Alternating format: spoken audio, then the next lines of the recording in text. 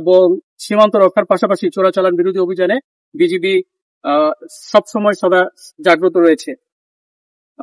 মহাপরিচালক BGB border guard বাংলাদেশের দিক নির্দেশনায় চোরাচালান রোধে জিরো টলারেন্স যে নীতি আছে, এই নীতির আলোকে আমরা সর্বদা কার্যক্রম পরিচালনা করে আসছি। আপনারা জানেন যে আগামী 7 জুন আমাদের ধর্মীয় উৎসব ঈদুল আজহা পালিত হতে যাচ্ছে। এর প্রেক্ষিতে আমরা সীমান্ত এলাকায় চোরাচালান রোধে সক্রিয়ভাবে অংশগ্রহণ করছি এবং এটার পাশাপাশি চামড়া যেন পাচার না হয়ে যায় ভারতে, সে ব্যাপারে আমরা জিরো লাইন বরাবর নিয়মিত টহল কার্যক্রম পরিচালনা করছি এবং স্থানীয় জনগণের সাথে একত্রিত হয়ে আমরা এই চোরাচালান রোধে আমাদের যে বিজিবি যে টহল এবং আমাদের যে জনবল আছে তা দিয়ে আমরা সার্বক্ষণিকভাবে নজরদারি বৃদ্ধি করেছি। এটার পাশাপাশি আমাদের পুশিন যেন এই যশোর ব্যাটালিয়ন দিয়ে না হয় সে ব্যাপারেও আমরা সতর্ক আছি। এখন পর্যন্ত পুশিনের ঘটনা যশোর ব্যাটালিয়নে হয়নি, তবে আমরা সবসময় সতর্ক আছি। এটার পাশাপাশি সীমান্তে আমাদের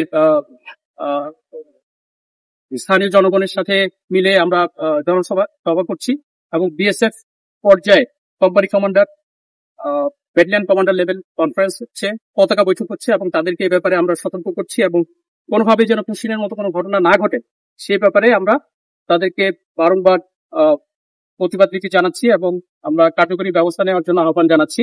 তো এরই প্রেক্ষিতে এখন পর্যন্ত যশোর ব্যাটালিয়ন এলাকায় এই ধরনের কোনো পুশিং হয়নি এবং আমরা আশা করছি এই রোজার এই কোরবানির উপলক্ষে চামড়া পাচার রোধেও আমরা সক্রিয়ভাবে কাজ করে যাব এবং এটা রোধ করতে সক্ষম হব।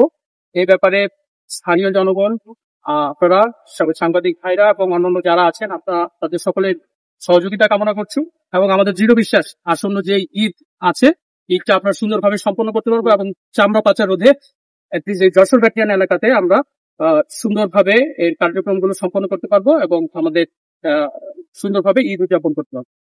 আমরা মাঠে ডেপ্লয় হয়ে গেছি। আমাদের নিজস্ব গোয়েন্দা তথ্য যারা আছে এবং স্থানীয় জনগণের মাধ্যমে আমাদের যে হটস্পট গুলো হতে পারে, যে জায়গাগুলোতে নদী বাগ আছে এবং যে জায়গাগুলোতে আছে এই জায়গাগুলোতে আমরা স্পেসিফিক টহল দিচ্ছি এবং দিন রাতে ওই জায়গাটাতে আমরা অতিরিক্ত জনবল মোতায়েন করেছি এবং আমাদের নিজস্ব গোয়েন্দা তথ্যের মাধ্যমে আমরা এই তথ্যগুলো সংগ্রহ করে ওই জায়গায় নজরদারি বৃদ্ধি করেছি এবং এটা ঈদ পরবর্তী প্রায় 2 থেকে 3 সপ্তাহ পর্যন্ত আমরা এটা চলমান রাখবো এবং এর পাশাপাশি যদি আরো প্রয়োজন হয় সেক্ষেত্রে এটা দীর্ঘায়িত করা হবে।